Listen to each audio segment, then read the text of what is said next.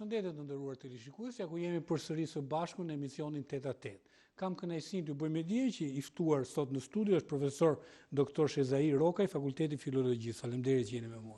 Faleminderit për ftesën. Është kënaqësi profesor që ju kam përsëri përballë, e sigurisht që flasim për një element shumë të rëndësishëm të jetës publike. Do flasim përsëri së bashku për gjuhën. Gjuhën si nevojë për tu asimiluar më mirë, për të artikuluar më bukur në gjuhën e nënës dhe sipas një standardi. Ju së fundi, së bashku me departamentet përkatëse, i keni propozuar Senatit të Universitetit futjen e gjuhës si lëndë të detyrueshme. Dhe ka patur, përsa jam informuar, një përgjigje negative. Mund të themi cila është fotografia mirë filli që ju më mirë se kushdo e njihni. Nuk mund të them që ishte përgjigje negative. Do të thënë, para një viti ne i propozuam Senatit të Universitetit të Tiranës, nisur nga nevoja për një përvetësim më të mirë të standardit nga specialistët e nivelit lartë, siç janë universitarët, dhe nga testimet që ne kemi bërë në terren për mënyrën se si zotrohet gjuha standarde në profesionet e ndryshme, i propozuam Senatit të Universitetit të Tiranës në të njëjtën mënyrë siç kanë vepruar edhe disa universitete të tjera shqipfolse. Kam parasysh këtu Universitetin e Prishtinës, por edhe atë të Tetovës, që të futej gjuha shqipe si lëndë me detyrim në të gjitha fakultetet e Universitetit të Tiranës. Natyrisht, të them të vërtetën, rektori e mirë priti këtë propozim tonin, dhe kur u shtrua në Senat, pati dy qëndrime. Njëri që të futej si lëndë me detyrim dhe tjetëri të futej si lëndë me të zgjedhur, me arsyetimin se, ta themi kështu, çdo fakultet, apo çdo deg, apo çdo departament, natyrisht i përmbahet kryesisht kurrikulës së vet, që përbëhet në numër kreditesh të caktuar dhe përpasoj asnjë pedagog nuk lëshon, ta themi kështu, nga kurrikula e vet. Nga ana tjetër, ka dhe një arsye që ne na bindi fort për këtë qëndrim të Senatit, për të kaluar në lëndët me zgjedhur, është fakti se jo të gjithë, ta themi, studentët kanë probleme të përvetësimit të standardit të gjuhës shqipe, që do të thotë se shkolla e mesme, deri në shkollën e mesme, kur është parashikuar që pak a shumë të ketë një zotërim të standardit, kryesisht në të shkruar, por edhe në shfaqjet e tij të tjera, disa student kanë arritur ta përvetësojnë këtë gjatë periudhës së sistemit parashkollor, kurse të tjerë ende kanë nevojë. Pra, ideja jonë ishte se si të viheshim në shërbim gjithë specialistëve të lartë në mënyrë që ata kur dalin të jenë dinjitoz për përdorimin e gjuhës. Si një nga, po themi, gazetarët e shumt në rastin shqiptar, unë shikoj problematika brenda fushës tonë, në shtypin e shkruar, në ekranet televizive, në radio, shikoj problematika të artikulimit të standardit.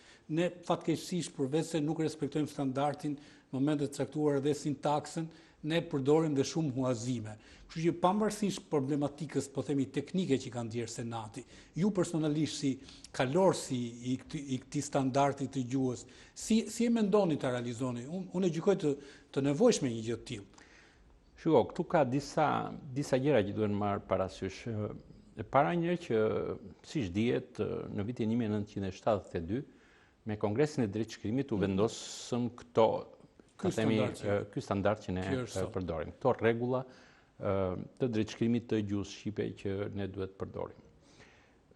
Në atë kohë, natyrisht, kur pati një vendim të tillë, pati debate dhe pak a shumë u hot ideja se këto rregulla po i shërbenin gjithë gjuhës shqipe, ta themi gjithë trevave shqipfolse.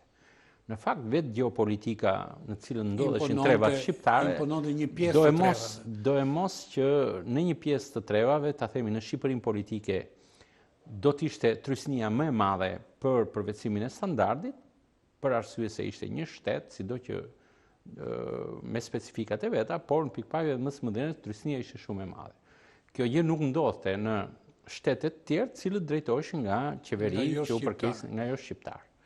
Kështu që standardi nuk arriti edhe për kohën që janë vetëm, ta themi, 4-10 vjeçar, që janë marrë gati, sa i bie, 72-shin, 2014 është 42 vjetë. Po, një histori Pra, me vetë.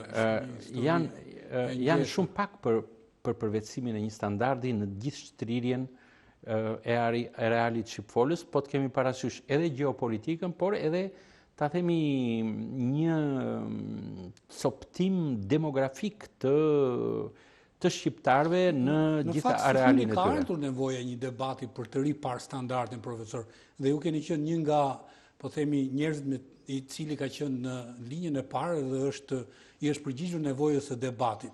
Ju si e gjykoni? Domethënë ju referuat anës geopolitike të problemit, që ka qenë faktor i rëndësishëm, dhe me standardin e Grishtë dhe Toskërishten. Ky është dhe thelbi i debatit. Ju personalisht si e shikoni, po themi, zhvillimin e një standardi, ky standard që është, po themi, përmirësimin e tij, duke futur edhe nuancat të Grishtes, apo jo? Pra, ka pasur dy ide, domethënë një pjesë e vogël që gjithmonë insiston tek ideja që meqense numerikisht pjesa gege është më e madhe, duhet ripar standardi, madje duhet zëvendësuar, duhet një standard geg në vend të këtij që është aktualisht. Ka praktika të dy standardeve të njëjtës gjuhë? Nuk ka, sepse standardi nuk lidhet me shtetin.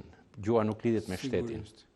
Dhe një shumicë e madhe tjetër që thotë që duhet ky standard, por ky nuk mund të qëndrojë i kufizuar në ato përmasa që vetë rregullat e Kongresit drejt shkrimit e kanë përcaktuar, duke marrë parasysh pamjaftueshmërinë edhe në atë kohë për të përfshirë akoma edhe më gjerë, ta themi kështu, pjesëmarrjen e gjithë gjuhës në standard, por natyrisht edhe pas një periudhe prej 40 vjeçarësh, ku natyrisht kanë dalë dukuri të reja, të cilat nuk mund t'i lësh pa i bërë objekt diskutimesh dhe pse jo dhe përfshirje dhe në pasurimin e standardit.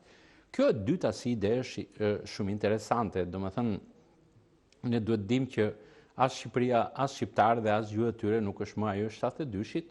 Shqiptarët kanë përvojë tjetër tani më, madje edhe me ato që ju thoni fjalët e huaja, cilat dhe mendoj që gjuha shqipe e ka të nevojshme që ta pasurojë standardin e saj me elemente të gjithë gjuhës, përpara se sa vetë standardit të ndjej nevojën e përftimit edhe e për... Në sinonime, ndoshta jam gabim profesor, por dhe në sinonime gjuha shqipe është e varfër. Sigurisht një nga gjuhët më të vjetra ka një semantik të shkëlqyer, amazing thonë anglezët që kanë mësuar, por në sinonime unë vëre në periudhën e rilindjes kemi pasur objekte të cilat kanë marrë emra shqiptar, siç është dritare, por ndërkohë ka objekte të tjera që mbajnë akoma emra të huazuar. A është e nevojshme të pasurohet shqipja edhe në këtë nivel? Një lloj rilindje të gjuhës, se flasim për rilindje politike, artikulojmë shumë rilindje politike dhe harrojmë që çdo gjë, ajo që na lidh edhe nuk na ndan për asgjë, është gjuha. Unë mendoj që nuk ka asnjëherë gjuha nuk është e varfër apo e pasur. Domethënë gjuha është ai mjet që në çdo kohë u shërben folësit vetë në masën e nevojave që ata kanë për të komunikuar. Pra, nuk mund të themi në rilindje ishte mundësia më e madhe, sot është më e vogël. Jo, cili është problemi? Problemi është që gjuha në tërësi dhe standardi në veçanti kanë të bëjnë me një perceptim që ka shoqëria në momentet caktuara të zhvillimit të saj.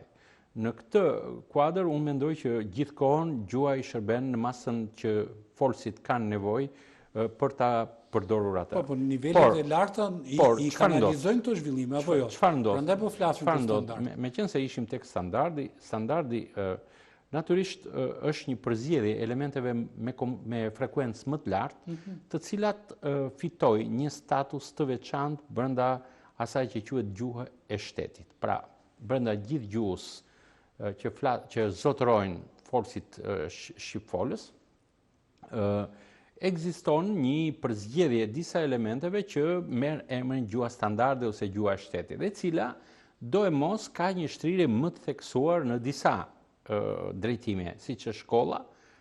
Shkolla duhet të flasë gjuhën e shtetit, siç është media, duhet të flasë gjuhën e shtetit, media, dhe natyrisht siç janë pastaj edhe sektor të tjerë që siç është burokracia e shtetit, ta themi administrata e shtetit, ligjet, punonjësit, shkresat e Në rastin shtetit. shqiptar, çfarë metodë do t'i vinit juve, po themi, përdorimit të gjuhës në standard, në media, në administratën e shtetit dhe në shkollë, se ju merreni personalisht vetëm e parë me këtë problematikë. Atëherë, unë them që janë faktorët, ka pak kohë që ka filluar zotërim njësimi i standardit, domethënë 40 vite nuk janë shumë nuk janë shumë për një zbatim të standardit, dhe nga këto 40 vite, vetëm 20 vite shqiptarët po fillojnë të qarkullojnë midis njëri tjetrit për të njësuar gjuhën e tyre. Pra, 40 vite apo 20 vite janë shumë pak për të zotëruar standardin.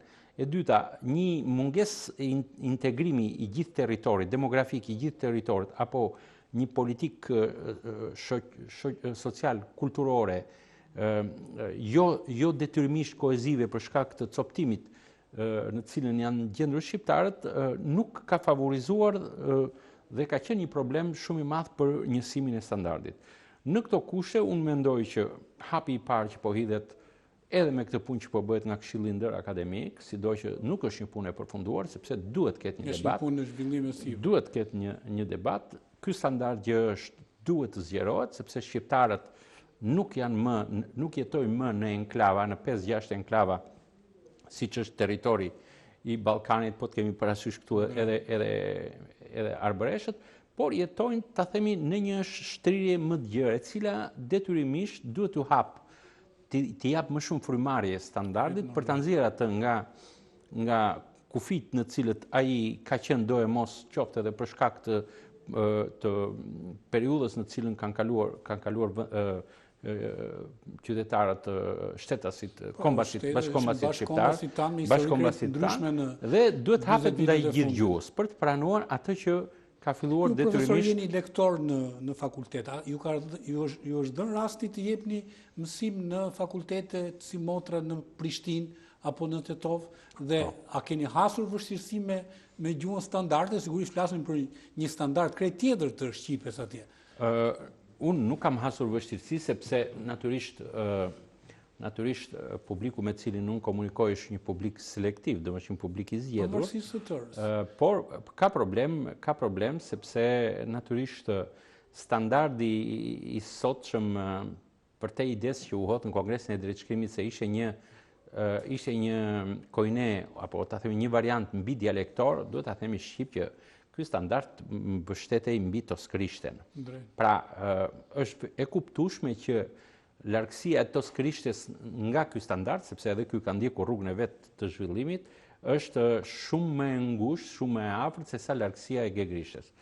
Ndaj them që në kushtet e sotme, zhvillimi i vet standardit dhe një afrim, një përqasje më e natyrshme e gegrishtes do të krijonte do e mos atë që quhet një gjuhë në përdorim. Gjuha në përdorim do të thotë gjuha që është më afër ndjeshmërisë së folësit në një moment saktuar të zhvillimit të shoqërisë. Dhe duhet patjetër që kjo duhet fillojë nga shteti, i cili ushtron. Në rastin shqiptar nga shtetet, se kemi 2 shtete shqiptare. Eksakt, por unë thash nga shteti në kuptimin figurativ, nga shtetet, sepse çdo ndryshim që mund t'i bëhet ti standardi detyrimisht duhet kërkojë një konsensus ndërshtetror. Pa dyshim. Sepse ndryshimet në standard nuk janë thjesht dëshira akademikët vetëm parashikojnë, por këto detyrimisht kërkojnë në vullnete juridike dhe politike. Sepse standardi është gjuha e shtetit. Vetëm 2 minuta dhe kthehemi përsëri ke ju. Regjia, kalojmë në spotet publicitare.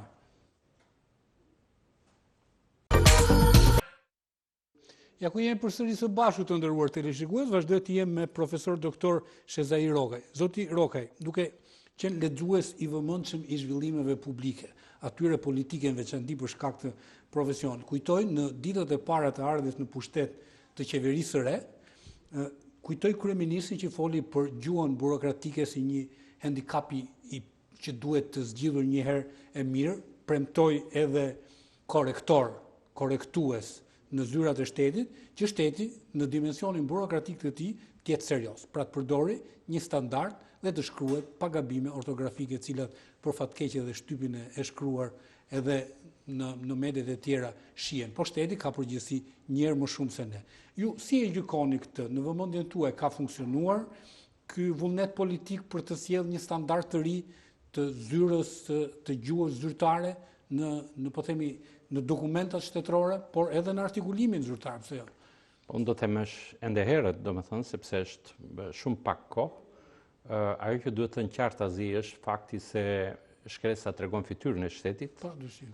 Dhe që është e pakuptueshme për gjithë ata që kanë, ta themi kështu, një përvojë në administratën e huaj të konceptohet se një funksionar i shtetit harton një shkres me përçudnime të gjuhës në mënyrë të tillë sa kthehen nganjëherë dhe bëhen pjesë. Sa një gjuhëtar ndihet keq kur e lexon. Jo vetëm gjuhëtar, po bëhen pjesë komike, domethënë.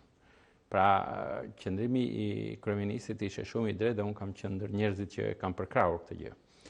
Natyrisht, problemi i zotërimit gjuhës nuk është thjesht për t'ia vënë fajin gazetarëve siç ndodh rëndom në komunikimet tona apo t'ia vënë fajin administratës shtetit. Unë them që e para është fytyra e shkollës. Domethënë ne nuk arrim dot sot që shqiptarët të përvetësojnë mirë standardin e tyre. Natyrisht, mënyra se si u bë njësimi, se si u bë ky standard, se si u bë njësimi i gjuhës shqipe, se si u hartuan rregullat ka vend për debat, por në fakt shkolla duhet ai standard që është duhet respektuar. Ai standard që është duhet respektuar, shkolla duhet bëj më shumë për përvetësimin e këtij standardi. Dhe unë them që këtu fal që u ndërprej, ju keni kërkuar publikisht më parë edhe ndarjen e lëndës së gjuhës shqipe nga letërsia. A influencon kjo, domethënë ju thoni që duke i bërë në të njëjtën materie bie, po themi, vëmendja dhe perceptimi dhe asimilimi i gjuhës, i standardit të gjuhës, apo cili ka qenë shqetësimi juaj si profesionist? Ka ndodhur disa dukuri me të vërtet për të ardhur keq në sistemin tonë shkollor. Për një periudhë kohe, gjatë periudhës së monizmit, gjuha shqipe u hoq fare nga shkolla e mesme. Me idenë se mund të arrijë zotërimi i gjuhës shqipe brenda asaj që quhet shkolla 8 viteve të shkollës. Pastaj gjuha shqipe u fut me insistim, duke filluar edhe insistimin ton, u fut edhe në shkollën e mesme. Por problemi qëndroi tek mënyra se si u ndërtuan tekstet. Te produkti i cili nuk është tekstet u ndërtuan letërsi dhe gjuhë shqipe dhe nuk u arrit asnjëherë që të harmonizoheshin elementet e gjuhës me elementet e letërsisë. Që do thotë se tek gjuha ishte si një shtojc, si një arnim me vend e pa vend ndaj teksteve të letërsisë e kështu me radhë. Prej vitit 2010 ne insistuam fort në qeverisjen e mëparshme ndarjen e gjuhës nga letërsia, të paktën mbas klasës 5 ose klasës 6, siç është tani, dhe në mënyrë që problemet e gjuhës të trajtoheshin më vete, sepse gjuha shqipe, thash, për periudhën e pakët që është në proces zbatimi, ka nevojë për një orientim të politikave gjuhësore për përvetësimin e saj. Pra, e para duhet ndahet gjuha shqipe nga letërsia dhe e dyta, ju ndoshta jeni ndjeni të përpjekjeve të mia dhe tona për ta futur gjuhën shqipe si provim në maturën shtetërore. Është pa kuptim që, siç ndodh në gjitha vendet, maturës shtetërore, praktikë perëndimore është gjuha dhe matematika janë lëndë të detyrueshme bazë që duhet përvetësohet në radhë parë gjuha shqipe. Nuk jam këtu xheloz për letërsinë, sepse edhe letërsia është pjesë e gjuhës, por çdo gjë duhet jetë në funksion të përvetësimit të gjuhës shqipe, të rregullave drejtshkrimit të saj, të mënyrës se si shqiptarët duhet ta përvetësojnë gjuhën. Dhe administrata kuptohet është produkt i kësaj shkolle. Administrata, natyrisht, futja e korrektuesve, pra e punonjësve për të korrektuar shkresa. Nuk e di sa ka filluar të funksionojë një gjë e tillë. Po, mendimin tim, po të kemi aq mundësi, mirë është që të futen përkohësisht, por gjëja e parë që duhet bëjë një punonjës i shtetit, e para njerë që duhet kalojnë të trajnohen. Të trajnohen në zotërimin, ata që sidomos hartuesit e shkresave, ata që merren me hartime shkresash, të trajnohen punën specifike. Të trajnohen në kuptimin e zotërimit të rregullave drejtshmimit të gjuhës shqipe. E dyta, duhet të kenë korrektues elektronik të instaluar në kompjuterët e tyre. Është një praktikë që ndjek gjithë bota. Tani më ne kemi. Edhe është realizuar tashmë dhe vokabulari elektronik i shqipës. I kemi të realizuar, nuk e kemi të Në realizuar. Kosovë, jo në Shqipëri, mos gaboj. Jo, është një komision i përbashkët që ka punuar për këtë gjë. Po elektroniku është produkti i Kosovës, pak ai që përdor unë është produkti i Kosovës. Është produkti i Kosovës, por shumë begnish se sa gjuhën tonë standarde. Por është futur ai, është duke u pasuruar, nuk është më i miri mundshëm që mund të realizojë. Mund të realizohen me kalimin e kohës. Mund të realizohen me kalimin e kohës edhe të tjerë, por mund të mbahen një fjalor, për shembull një fjalor i gjuhës së sotme shqipe standarde, duhet mbajtur, po të vinin në zyrën time, për shembull, unë gjuhëtar jam, por fjalorin e mbaj aty sepse i referohem her pas here sepse siç dihet asnjë folës nuk di kur gjuhën e vet, ne flasim shqip, por nuk dim gjuhën shqipe. Çdo folës përpiqet aty te 7.000, 10.000 fjalë të ka vërdisë për të përdorur një folje nga pikpamja e kuzhinës. Në një shtetas italian, cili ka një gjuhë zyrtare të stabilizuar pavarësisht të dialekteve, po sa fjalë përdorin ata dhe sa fjalë përdorin ne. Unë kam përshtypjen në rastin shqiptar kemi edhe shumë fjalë të uazuara që janë shqip, që hyn te ky vokabular, apo gaboj? Po, natyrisht çdo edhe gjuha është një element qytetërimi, domethënë mos harrojmë që komi italian është një kom me një traditë të vyer të shkruari edhe të foluri dhe universitetesh dhe kulture. Ne kemi këtë traditë që kemi dhe që e dim të gjithë, as për të mos e mburrur dhe as për të mos e sharë, sepse kjo është vetvetja jonë. Ajo që duhet bëjmë ne është që të lexojmë libra në shqip, të lexojmë libra të shkruar nga shqiptar, nga autor të mirë shqiptar, të cilët e din Shqipen, e ndjejnë Shqipen si pjesë të emocionit të vetë, të ndjenjave, të arterjeve të veta, dhe të kemi mësues sa më të mirë, të kualifikojmë mësuesit, mos të nxjerrim mësues me vend e pa vend, dhe këtu natyrisht një pjesë e kësaj që them bi edhe mbi përgjegjësinë time apo të gjithë atyre që merren me sistemin e edukimit, por shoqëria duhet të investojë më shumë. Jemi një vend që jemi në proces njësimi kombëtar nuk mund të arrihet pa njësimin gjuhësor, pa njësimin kulturor. Shqiptarët nuk e patën fatin për ta përjetuar këto 100 vjet si një trup i vetëm. Si një trup i vetëm 100 vjeçar e përjetuan atë në mënyra të ndryshme. Dikur kam thënë në një shkrim se po të kishte vazhduar dhe për disa dekada kjo ndarje shqiptarët po shkonin drejt një krisje gjuhësore, e kam quajtur për të mos thënë edhe një krisje kombëtare, saqë mund të thuaj që brenda së njëjtës fjalë, një shprehje, shqiptarët po kuptonin kuptime të ndryshme, sepse secili e merrte shprehjen dhe interpretonte atë sipas nevojave që kishte ai për të shprehur kuptime të caktuara. Dhe në këtë këndvështrim mendoj që shqiptarët sot e zgjidhen problemin e njësimit, nuk mund të flitet absolutisht për dy gjuhë standarde, siç prireshin dikur serbët na quhenin një gjuhë për shqiptarët dhe tjetra për albanskit. Shqiptarët kanë shansin e madh sot, fatin e madh që të jenë në një proces konvergimi, edhe pse brenda një diversiteti të madh, të pranueshëm, ata fillojnë dhe lëvizin pa pengesa në kufit politik aktual dhe natyrisht gjithë proceset demografike do të shpihen do e mosh në një proces konvergimi më të natyrshëm. Sepse bashkë me njerëzit lëvizin fjalët, lëvizin ideet, lëvizin zakonet, edhe emocionet e të gjitha. Drejt, ju falenderoj profesor, sigurisht ju uroj shumë suksese në betejën tuaj për standardin e gjuhës, për të folurin sa më të bukur të gjuhës nënës tuaj. Shqipja është një nga gjuhët më të vjetra që ekzistojnë, kujtoj një shprehje të një gjuhëtari tjetër, profesor Petrozhej, besoj, një nga gjuhëtarët paktën për mua, përveç se gjuhët e kalon në dimensione tjera, unë e kam adhuruar atë person. Është i vetmi që kam adhuruar, kështu që unë ju uroj personalisht do të jem gjithmonë i vëmendshëm karshi këtyre debateve dhe sa mundësi kemi do ta përdorim për të sensibilizuar edhe të tjerë për një gjë kaq fisnike, që ju në vetën e parë përse unë ndjekun e bëni në vazhdimsi dhe në mënyrë stoike. Faleminderit. Faleminderit dhe ju të nderuar teleshikues që ndetit me ne. Emisioni ritransmetohet nesër në orën 7:30 të mëngjesit, është disponibil në profilin e A1 Reportit në YouTube dhe sigurisht në rubrikën e posaçme 8 në përqasje.com. Nga unë Artur Nura, miropafshim.